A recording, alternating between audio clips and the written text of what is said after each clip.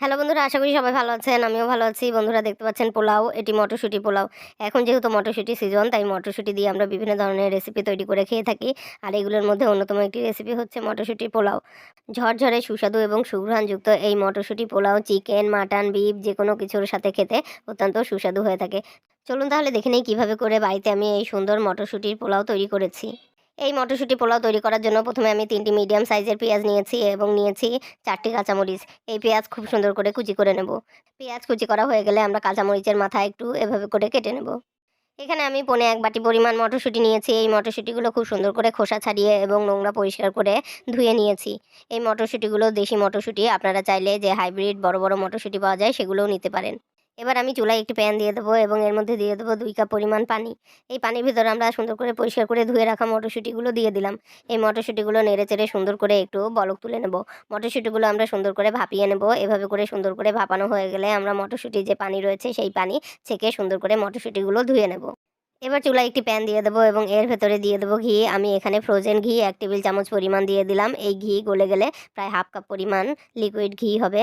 এই ঘি খুব সুন্দর করে গরম করে এর ভেতরে আমরা পেঁয়াজ কুচি দিয়ে দেবো। পেঁয়াজ কুচি খুব সুন্দর করে নেড়েচেড়ে এর ভেতরে লবণ দিয়ে দেবো হাফ চা চামচ পরিমাণ। দিয়ে দেবো আদা বাটা হাফ চা চামচ পরিমাণ। একটি তেজপাতা ছিঁড়ে দিয়ে দিলাম।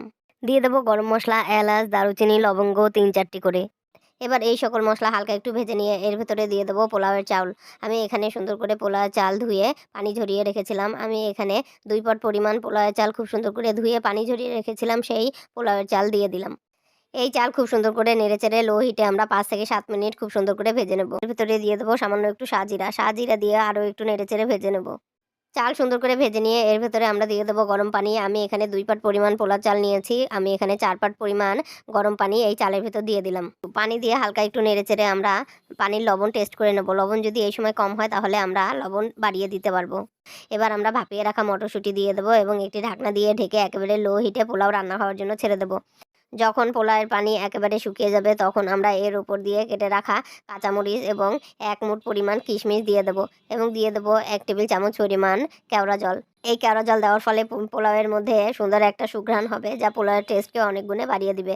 আপনারা চাইলে কেওড়া জল নাও দিতে পারেন। আমি এখানে ১ টেবিল চামচ পরিমাণ কেওড়া জল দিয়ে দিলাম। এবার সুন্দর করে নেড়েচেড়ে একটি ঢাকনা দিয়ে ঢেকে আমরা দমে রেখে দেবো আরও ১০ মিনিট। এভাবে করে ১০ মিনিট দমে রেখে দিলেই আমাদের পোলাও তৈরি হয়ে যাবে। এবার আমরা সুন্দর করে পোলাও একটু চেলে দেবো। এভাবে করে চেলে দিলেই সুন্দর ঝরঝরে মটরশুঁটি পোলাও রেডি হয়ে যাবে। এই পোলাও যেকোনো প্রকার মাংস বা সবজির সঙ্গে গরম গরম খেতে অত্যন্ত সুস্বাদু হয়ে থাকে। আশা করি রেসিপিটি আপনাদের ভালো লেগেছে। রেসিপিটি ভালো লাগলে অবশ্যই কমেন্ট করে জানাবেন। ধন্যবাদ।